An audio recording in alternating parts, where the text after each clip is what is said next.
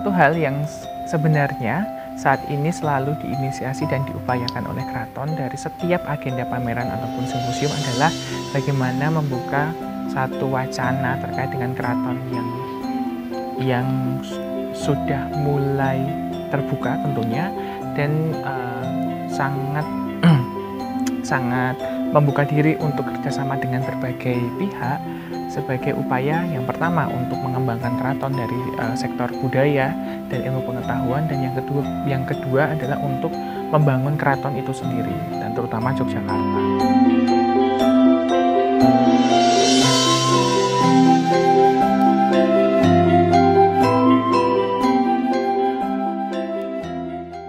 Sebenarnya kalau berbicara terkait dengan keterlibatan saya di tahun 2015 itu justru berawal dari 2015. Karena 2015 saya sudah bergabung di keraton di bawah departemennya Gusti Kanjeng Ratu Hayu waktu itu. Di bawah Tepas Tondo Yekti. Jadi departemennya itu namanya Tepas Tondo Yekti. Nah, 2015 bergabung di sana, bergabung di Tepas Tondo Yekti. Pekerjaan yang saya lakukan adalah menulis konten untuk sosial media, untuk website. Nah, 2017 kemudian punya kesempatan untuk bergabung di Sono Budoyo dan mengurus berbagai keperluan. Saat itu mengurus berbagai keperluan pameran. 2017 itu saya mengurus pameran bersama di JCM. Waktu itu temanya tentang pitutur luhur. Nah, manifestasi dari pameran tersebut adalah nilai edukasi yang disaripatikan dari naskah. Nah, karena tahu nih 2017 saya bergabung di Museum Sono Budoyo dan banyak kecimpung di dunia pameran, akhirnya 2018 akhir 2019 itu saya didhawuhi oleh Gusti Bendoro untuk menyusun pameran. Pameran tersebut bertepatan dengan peringatan 30 tahun Sri Sultan Hamengkubuwono ke-10 bertahta berdasarkan tahun Masehi. Nah, momentum tersebut juga merupakan bagian dari perayaan kembalinya 75 manuskrip dari British Library yang dikembalikan dalam bentuk digital setelah beberapa waktu harus disimpan di sana pasca penyerbuan Raffles di tahun 1812 dalam peristiwa Geger Sepe. Kembalinya 75 manuskrip tersebut kemudian dirayakan dalam bentuk dua kegiatan. Yang pertama tentu pameran, dan yang kedua adalah simposium. Sebenarnya dua kegiatan ini menjadi satu produk akademis, atmosfer yang cukup atmosfernya itu cukup bisa menyita banyak perhatian, tidak hanya dari akademisi di nasional tapi sampai internasional. Karena pada saat itu Bu Anabel rawuh, kemudian ada Pak Peter Carey, kemudian ada Pak Anhar Gonggong yang melihat bahwa momentum ini menjadi satu momentum di mana keraton mulai terbuka terhadap nilai, terhadap informasi, terhadap khasanah yang selama kurang lebih 200 tahun begitu hanya dinikmati oleh kalangan-kalangan tertentu, apalagi kalangan aristokrat. 2019, kemudian berlanjut di 2020, 2021, 2022. Nah, semua pameran atau tema simposium atau tema tahunan tersebut selalu berganti. 2019 tadi tentang manuskrip, 2020 kami mendapat dawuh untuk menyusun satu pameran bertema busana. Kemudian kami beri judul tentang Abala Kuswa, bagaimana kemudian merekonstruksi kembali, menitik atau kemudian mencatat berbagai poin-poin peradaban busana yang ada di keraton. Karena kita cukup memiliki satu gap informasi antara busana yang muncul dari periode Sultan pertama sampai dengan Sultan ke-7 ke-8 dengan busana yang saat ini kita lestarikan sebagai bagian dari busana adat. Gitu. Sejarahnya apa saja, kemudian produknya bagaimana, dalam satu acara apa busana-busana tersebut digunakan, sampai dengan industri-industri yang turut membangun peradaban busana di Jogja. jarum benang emas, kemudian jarum sulam dan lain sebagainya, itu kami riset semuanya. Kemudian di tahun 2021 berkesempatan untuk memamerkan satu koleksi-koleksi perlengkapan jamuan yang kami riset sejak dari proses bagaimana jamuan tersebut disiapkan sampai dengan protokol, tata cara perjamuan hadir dan dilaksanakan di keraton. Menceritakan tentang kekayaan agraris yang ada di negara Yogyakarta pada saat itu, kemudian industri, bagaimana pasar, pabrik gula, kemudian supply dan import ekspor kaitannya dengan komoditi yang ada hadir di Yogyakarta sebagai bagian dari kekayaan agraris sekaligus sebagai bagian yang mendukung kekayaan finansial, yang mendukung kas-kas negara, kas-kas keraton pada saat itu, terutama pabrik gula. Sampai kemudian kita meriset bagaimana keraton ini bisa mengimpor keramik porselen yang dia berasal dari Jerman, dari Prancis, dari Holland, begitu, dari Jepang, gitu, dan menjadi bagian dari perlengkapan jamuan yang ada di keraton, terutama pada periode Sultan ke-8. Begitu, dan di 2022 saat ini baru saja dibuka pameran Jayapatra yang menceritakan tentang dedikasi Yogyakarta bagi bangsa. Peran Yogyakarta yang cukup vital, menjaga roda pemerintahan pada saat itu, turut mendukung kedaulatan, sampai kemudian bagaimana Yogyakarta sendiri sebagai ibu kota saat itu bisa dikatakan memiliki tidak hanya peran tapi memiliki andil yang cukup besar dalam percaturan politik dan pemerintahan sampai dengan tingkat nasional, terutama tokoh-tokoh yang terlibat dari Yogyakarta, bukan berarti kemudian mengkultuskan satu atau dua tokoh, tetapi tokoh dan rakyat di Yogyakarta ini memiliki pengaruh yang signifikan dalam mendukung strategi politik pada saat itu, terutama ketika Jogja menjadi ibu kota sampai kemudian periode serangan umum 1 Maret, muncul perjanjian-perjanjian yang tetap meneguhkan sebuah kedaulatan hingga republik ini masih berada dalam satu tatanan yang utuh saat ini.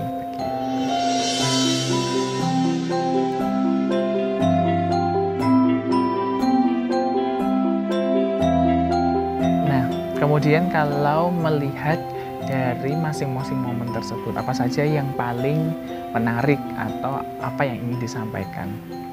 Kalau dari Jayapatra yang saat ini sedang digelar jelas ingin menyajikan tentang peran pengaruh Jogja, pengaruh keraton terhadap nasional. Tapi kalau kemudian kita melihat di periode pameran pertama tahun 2019, apa yang ingin disampaikan pada saat itu sederhana, bahwa menyajikan satu informasi tentang pengetahuan yang ada dari keraton, tentang pendidikan, tentang nilai yang cukup kompleks, yang masih bisa diilhami, yang masih bisa kemudian diaplikasikan dalam kondisi masyarakat saat ini.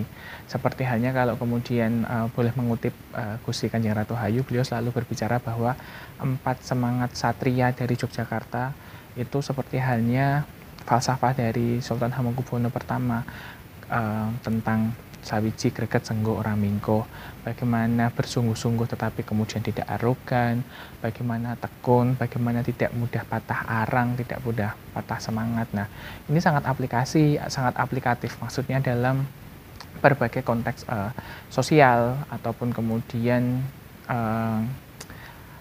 membangun sebuah etos kerja yang cukup yang cukup mumpuni pada saat ini kalau kemudian kita bisa terapkan di kondisi masyarakat gitu. Nah, di 2019 nilai-nilai tersebutlah yang kemudian digali dari manuskrip, seni-seni pertunjukan yang terekam dalam manuskrip kemudian juga dimunculkan kembali, juga kemudian direkonstruksi untuk menyajikan sebuah kekayaan intelektual pada saat itu.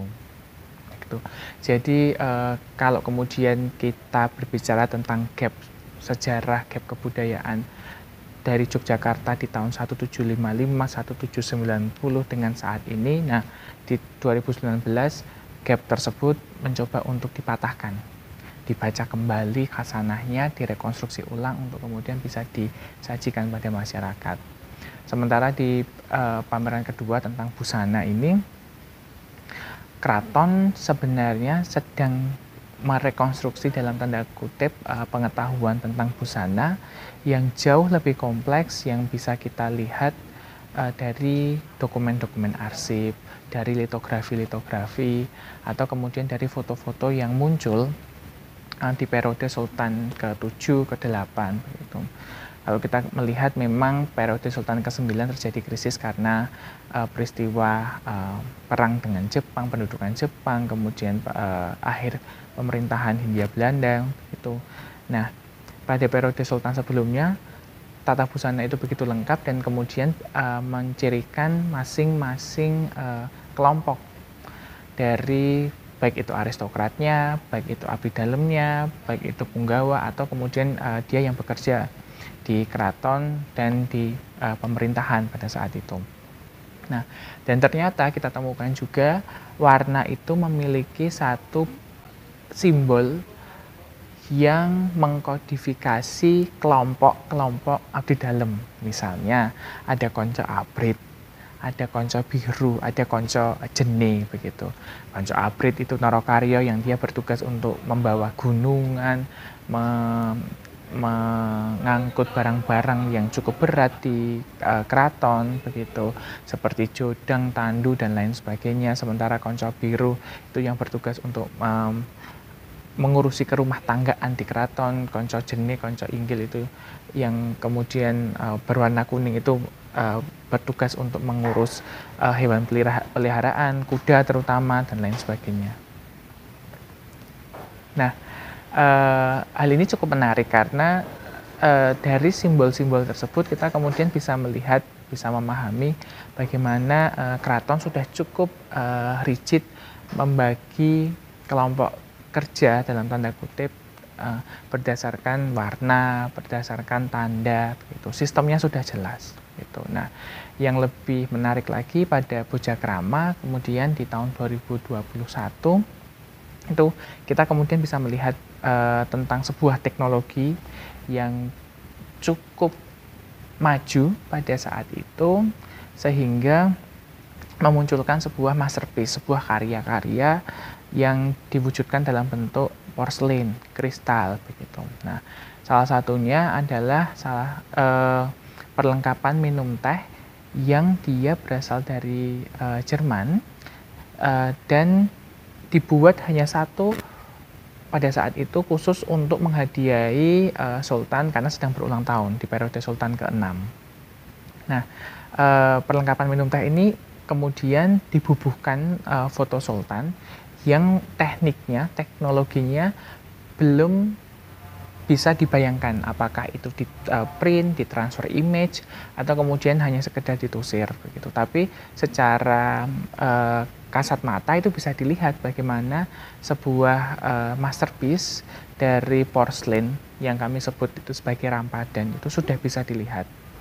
Nah, hal tersebut kemudian kita temukan lagi di periode Sultan ke-7, ke-8. Nah, di periode Sultan ke-8 sendiri beliau banyak sekali memproduksi kristal, gelas-gelas kristal yang secara spesifik beliau bagi fungsinya berdasarkan makanan atau minuman yang akan disajikan. Katakanlah kalau akan meminum anggur atau wine begitu, Sultan memiliki memiliki gelas yang cukup berbeda yang kemudian berfungsi untuk atau kemudian secara spesifik digunakan untuk minum anggur jenis tertentu. Katakanlah untuk anggur putih itu gelasnya akan menggunakan yang bagaimana, kemudian anggur merah bagaimana, kemudian sparkling wine itu yang bagaimana, itu sudah ada dan itu bisa disaksikan di keraton saat ini begitu. Nah, di sisi lain di periode Sultan ke-7 ke-8 ini ada satu peralihan di mana keraton memiliki atau melembagakan satu departemen yang dia khusus mengurusi minuman. Jadi ada gedong patehan, ada Sempenhuis begitu. Sempenhuis ini dia atau bangunan yang secara khusus menyimpan minuman-minuman anggur, dan ada yang sekarang disebut Sarangboyo atau Drankenhuis itu, yang dia bertugas atau bangunan ini berfungsi untuk menyimpan minuman-minuman Belanda, karena di arsip menyebutnya itu Toyo Walandi. Mungkin bayangannya kita seperti koktail atau seperti soft drink saat ini, non alkohol begitu. Jadi 3 bangunan tersebut secara khusus dibangun di periode Sultan ke-7 dan kemudian ke-8 untuk menempatkan ketika Sultan ada jamuan kenegaraan dan undangannya adalah tamu-tamu Eropa, maka minuman apa yang akan disajikan sebagai welcome drink dan lain sebagainya begitu. Dan yang cukup menarik di periode Sultan ke-7, ke-8, mulai dari Sultan ke-6 malah beliau banyak membeli. Dalam arsip Muns disebutkan bahwa beliau banyak membeli abdi dalam encik, orang-orang yang nyuwun sewu, saya menyebutnya orang-orang Cina, yang dia memiliki satu pengetahuan terkait dengan tata cara memasak masakan Eropa. Karena bagaimanapun ketika Sultan menjamu tamu-tamu kenegaraan yang notabene multi etnis waktu itu, sajian yang sangat general dan dinikmati atau yang bisa dinikmati oleh masyarakat Eropa adalah ya makanan-makanan Eropa, sehingga Sultan mau tidak mau harus memiliki satu juru masak Eropa. Kemudian beliau beli juru masak Eropa dari Batavia, dibawa, kemudian diminta untuk mengajarkan kepada abdi dalam bagaimana cara untuk mengolah makanan ala Eropa yang nanti akan digunakan atau yang akan disuguhkan kepada tamu-tamu undangannya. Nah, karena hampir semua elemen perjamuan di keraton ini cukup lengkap, dari tukang masak, dari alat, dari seremonial, protokol, tata cara, lokasinya, karena Sultan kemudian harus saat itu kemudian harus membenahi satu bangunan dari bangsal Sono Bujono, kemudian berubah menjadi bangsal Manis, sekarang menjadi ruang perjamuan dengan begitu luas. Maka tidak mengherankan pada periode Sultan ke-8 beliau sering sekali mengundang masyarakat Eropa, kolega-kolega negara dari Mangkunegaran, dari Surakarta, dari Pakualaman untuk hadir, sekedar menyaksikan wayang wong dan kemudian dijamu.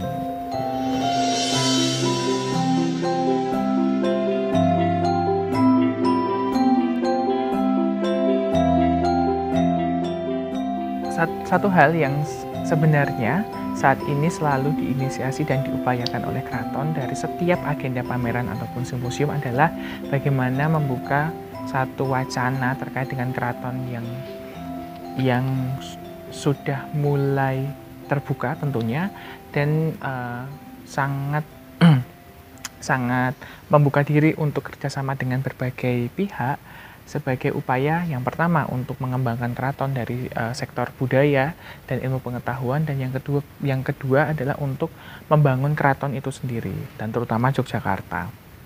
Begitu, karena prinsip dasar dari sebuah pelestarian kebudayaan itu selain melestarikan nilai luhurnya, juga mengembangkan apa yang kemudian menjadi bagian dari pola pikir masyarakat, karena kebudayaan sederhana berkembang sesuai dengan perkembangan pola pikir masyarakat. Nah, keraton mengilhami itu dan kemudian mengaktualisasikannya dalam setiap pameran, setiap tahun pameran untuk merayakan peringatan kenaikan tahta, sekaligus dalam bentuk simposium untuk kemudian menjembatani seluruh masyarakat akademis untuk bisa hadir dan menggali berbagai informasi yang ada di keraton, sekaligus mewartakan kepada masyarakat yang jauh lebih luas bahwa kekayaan intelektual yang ada di keraton tidak akan pernah habis dan sangat relevan untuk diaplikasikan sampai sekarang.